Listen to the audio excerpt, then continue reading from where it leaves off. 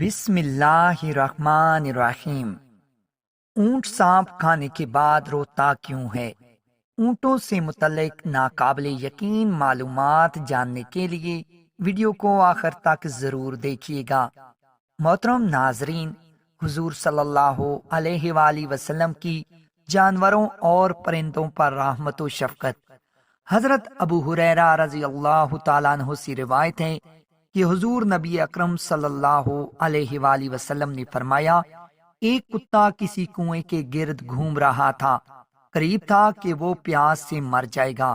اچانک اسے بنی اسرائیل کی ایک بدکار عورت نے دیکھ لیا۔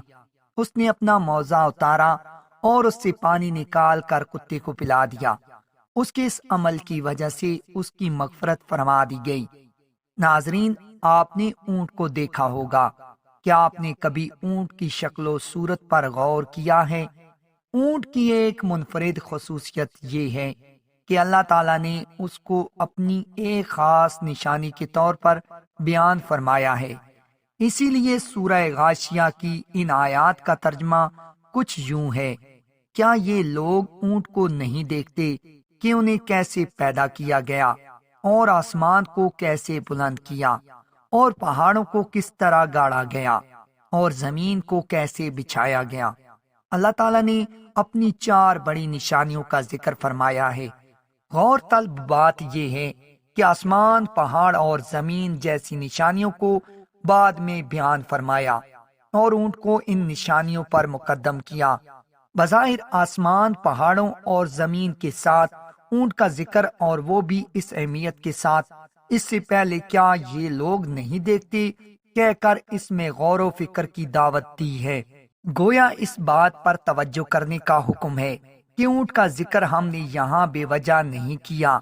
جب اس پر غور کرو گے، انسانوں کے لیے اس جانور میں کیا کیا فائدے ہیں جو دوسرے جانوروں میں نہیں ہیں۔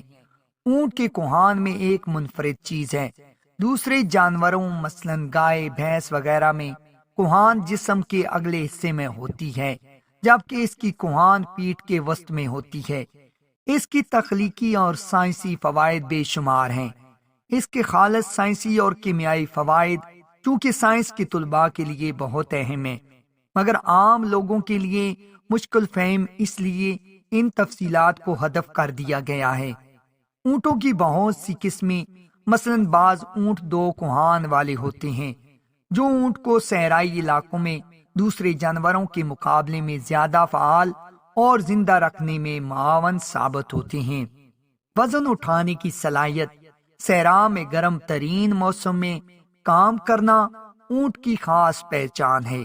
اس کے بوجھ اٹھانے کی صلاحیت نہ صرف گھوڑے بلکہ ہاتھی سے بھی زیادہ ہے۔ جسمانی وزن کے لحاظ سے بوجھ اٹھانے کی صلاحیت میں کوئی دوسرا حیوان اس کا مقابلہ نہیں کر سکتا۔ تمام خردار جانوروں کی انگلیوں پر پرندوں کا خول چڑھا ہوتا ہے اور ان کی انگلیاں نظر نہیں آتی۔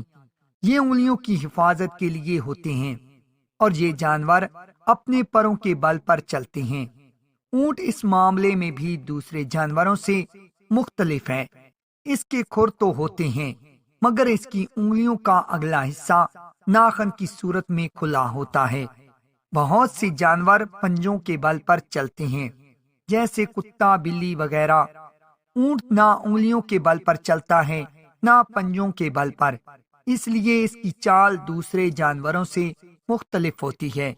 اونٹ کی چال دوسرے چوپائے، گائے، بھینس، بکری وغیرہ جب چلتی ہیں تو جب ان کی اگلی دائیں ٹانگیں اٹھتی ہیں تو اس وقت پچھلی بائیں ٹانگ بھی اٹھتی ہے۔ اسی طرح ان کا وزن اگلی بائیں اور پچھلی دائیں ٹانگ کی مدد سے قائم رہتا ہے۔ اونٹ اس معاملے میں بھی منفرد ہے۔ اس کی اگلی اور پچھلی ٹانگیں ایک ہی طرف اٹھتی ہیں۔ اس کے علاوہ گائے، بھینس وغیرہ جسم کے پچھلے جانب ٹانگیں زیادہ طاقت سے چلا سکتے ہیں۔ آگے کی طرف یہ جانور اتنی طاقت سے ٹانگ نہیں چلا سکتے۔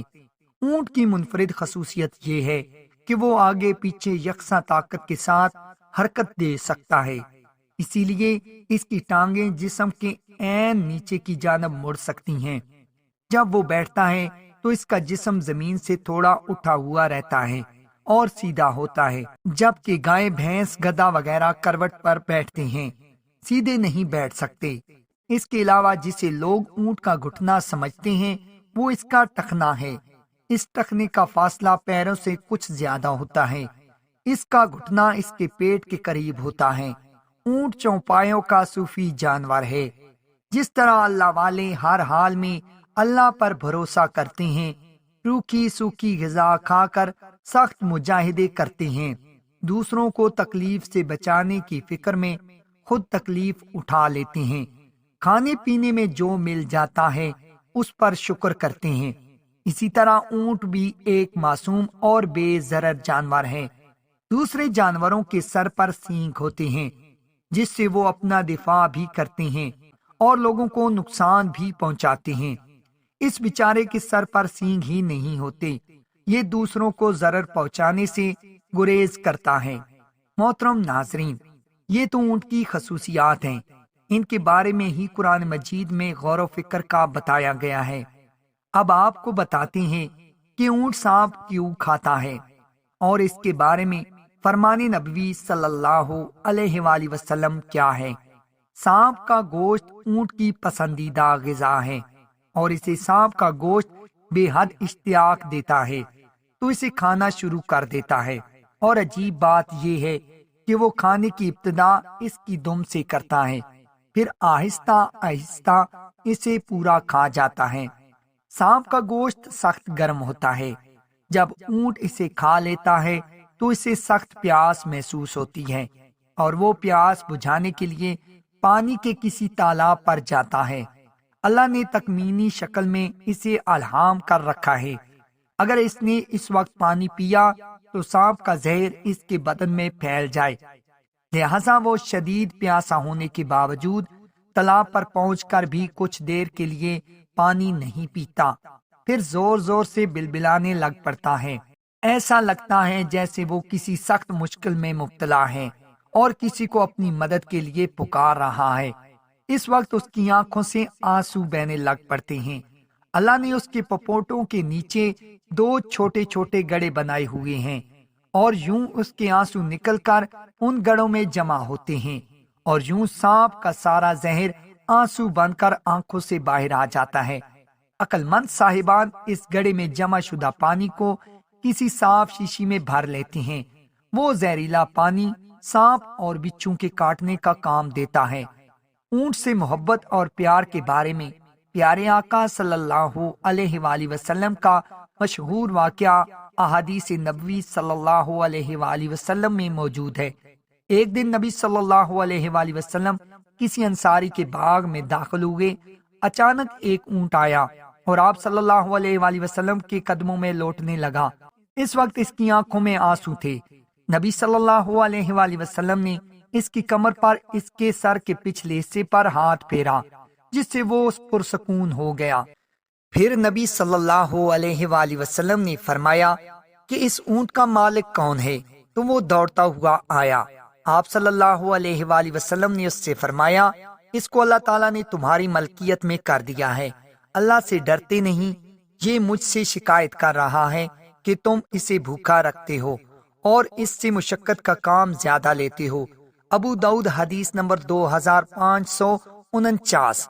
حضرت سہیل ابن حضلہ رضی اللہ تعالیٰ عنہ کہتے ہیں کہ رسول کریم صلی اللہ علیہ وآلہ وسلم ایک اونٹ کے قریب سے گزرے تو دیکھا کہ بھوک اور پیاس کی شدت اور سواری اور بار برداری کی زیادتی سے اس کی پیٹھ پیٹ سے لگ گئی تھی۔ آپ صلی اللہ علیہ وآلہ وسلم نے فرمایا، ان بے زبان چوپایوں کے بارے میں اللہ تعالیٰ سے ڈرو اور ان پر ایسی حالت میں سواری کرو جبکہ وہ قوی اور سواری کے قابل ہو، اور ان کو اچھی حالت میں چھوڑ دو کہ وہ تھکے نہ ہوں۔ محترم ناظرین، آخر میں ان ساری باتوں سے جانوروں کی اہمیت و خصوصیت اور ان کے منافع کا پتہ چلتا ہے، اور جانوروں سے تعلق آپ صلی اللہ علیہ وآلہ وسلم کے اسوہ اور نمونے کا بھی پتہ چلتا ہے کہ آپ صلی اللہ علیہ وآلہ وسلم نے قدم قدم پر جانوروں کے ساتھ رحم کرنے کا حکم دیا۔ نہ صرف گھریلو اور پالتو جانوروں بلکہ غیر پالتو جانوروں کے ساتھ بھی اس نے سلوک کی تاکید کی ہے۔ نقصان دہ جانوروں کو بھی کم مارنے کا حکم دیا ہے اور مذبوحہ جانوروں کے ساتھ بھی بے رحمانہ سلوک سے منع کیا ہے، اور جانوروں پر بوجھ لادنے اور سواری میں بھی ان کے چارے پانی کی تاکید کی ہے، اور زیادہ بوجھ لادنے اور زیادہ افراد کے سوار ہونے سے منع فرمایا۔ محترم ناظرین، حضرت عبداللہ بن عمر رضی اللہ تعالیٰ عنہما سے روایت ہے کہ حضور نبی اکرم صلی اللہ علیہ وآلہ وسلم نے فرمایا، ایک عورت کو ایک بلی کی وجہ سے عذاب دیا گیا۔ اس نے اس بلی کو کسی جگہ بند کر دیا تھا، یہاں تک کہ وہ بھوکی مر گئی۔ وہ عورت اس کی وجہ سے دوزخ میں داخل کی گئی۔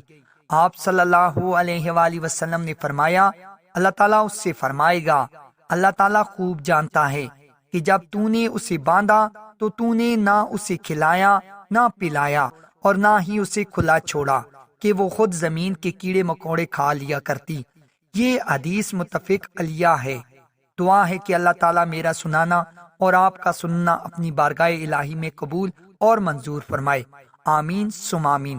تمام ناظرین سے گزارش ہے کہ اللہ تعالیٰ کے 99 ناموں میں سے ایک نام ضرور ٹائپ کریں۔